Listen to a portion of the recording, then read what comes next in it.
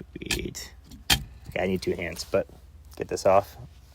Get that carb rebuild kit put in.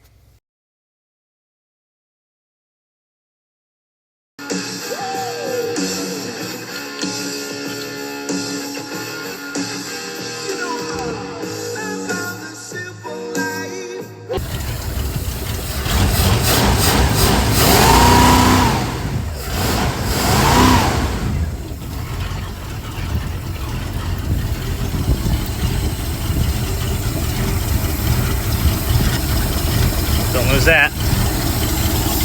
Just take a look in here.